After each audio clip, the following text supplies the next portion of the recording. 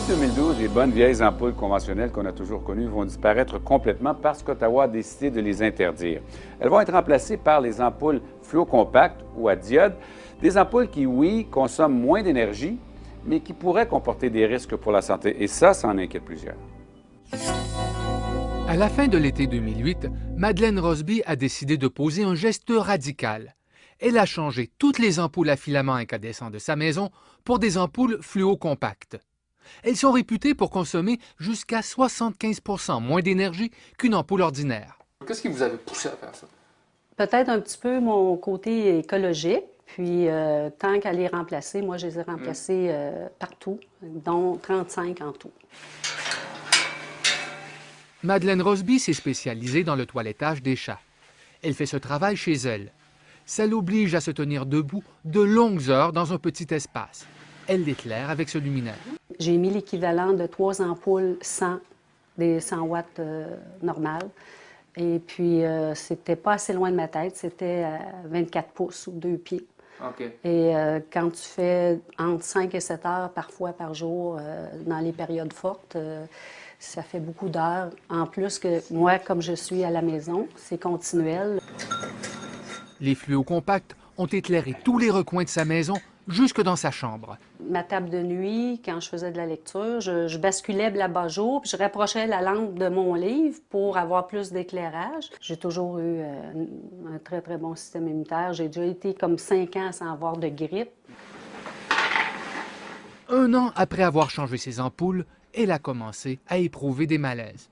Ça a commencé un peu à l'automne, donc tu dis c'est peut-être des maux qui courent. L'hiver 2009, j'ai fait 2 céphalées, des maux de tête là, qui partent en arrière sur le dessus de la tête. Tu te lèves, tu peux pas rester debout. Le matin, à tous les matins, des vertiges, puis avoir envie de vomir, des nausées. J'ai des problèmes de vision, des problèmes oculaires. J'ai eu des problèmes respiratoires. 2 fois, j'ai été obligée de me lever la nuit pour dormir assis. J'avais pas de grippe, j'avais rien. Ensuite, j'ai eu une accélération du rythme cardiaque avec des chaleurs intenses, vraiment localisées à l'abdomen. J'ai eu après ça des problèmes avec mon cuir chevelu puis mes cheveux. Son médecin ne comprend pas ce qui se passe.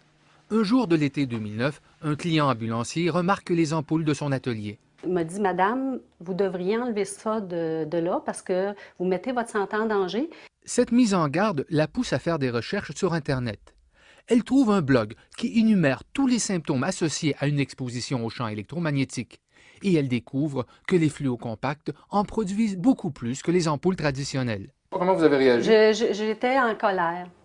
On saisit très bien une émission de radiofréquence. Ce qu'on entend, c'est une radio ordinaire syntonisée sur une basse fréquence. Les champs électromagnétiques produits par une fluocompacte allumée interfèrent dès qu'on approche l'antenne, contrairement à une ampoule incandescente qui, elle, n'émet presque rien.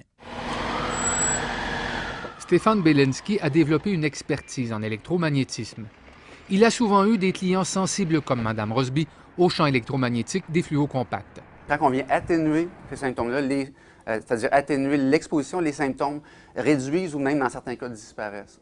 C'est sûr que 3 semaines après avoir tout enlevé les ampoules,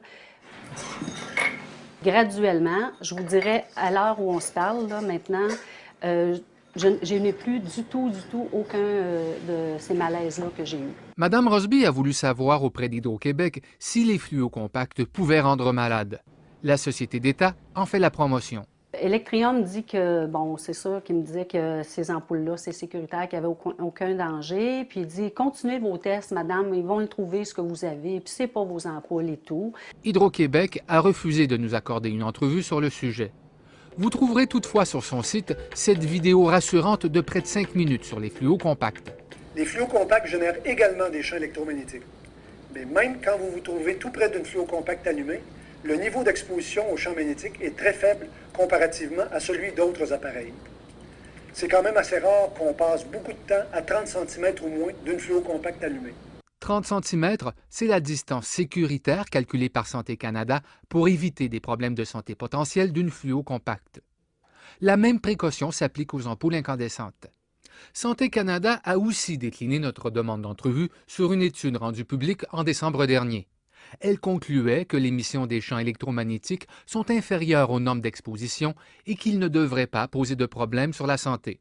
Les normes sur des échauffements des cellules. Et donc, la grosse polémique, c'est que cette base-là n'est pas valide. Il faudrait baser nos normes sur d'autres effets. C'est qu'il y a tout un débat sur les effets à long terme d'une exposition à des champs électromagnétiques de faible intensité. Une étude d'une chercheure de l'Université Trent en Ontario a démontré que les personnes hypersensibles ont développé les mêmes symptômes que Mme Rosby quand elles étaient exposées à des ampoules fluocompactes. L'étude rapporte que 3 % de la population pourrait être sévèrement affectée par l'électromagnétisme et qu'un autre 35 % souffrirait de quelques-uns de ces symptômes. Autre mise en garde, les ampoules fluocompactes utilisent de la vapeur de mercure pour produire des rayons ultraviolets. Les rayons vont ensuite entrer en réaction avec le phosphore qui recouvre l'intérieur du verre pour produire de la lumière. Les personnes atteintes de lupus ou de certains troubles cutanés peuvent être sensibles à ce rayonnement, prévient Santé Canada. Et attention aux produits défectueux. Si vous avez une ampoule de mauvaise qualité, donc la protection blanche là, en feu, c'est le phosphore qui fait s'il est manquant, bien là, les UV vont passer directement à travers la lampe. Donc, vous allez avoir littéralement un émetteur UV à côté de vous. Une surexposition aux ultraviolets peut entraîner des problèmes de santé tels que le cancer, des problèmes oculaires ou un affaiblissement du système immunitaire. Il vaut mieux alors acheter une ampoule recouverte d'un globe. Enfin, puisque ces ampoules contiennent du mercure, il faut en disposer chez votre quincaillier ou un centre de récupération. Et si elles brisent, Santé Canada conseille de faire sortir les gens et les animaux de la pièce que vous allez aérer 15 minutes avant d'entreprendre un délicat nettoyage. Stéphane Belensky se demande si nous avons fait le bon choix en imposant les fluocompacts aux consommateurs. Est-ce qu'on veut vraiment s'entourer de ces produits-là dans la maison? Bien, c'est un choix qu'on a à faire. Et pourquoi vous faites ça aujourd'hui? Pourquoi vous avez envie de témoigner de ça? Moi, j'ai eu la chance que quelqu'un m'avertisse. Bien, je ne sais pas si aujourd'hui, où en serait ma santé.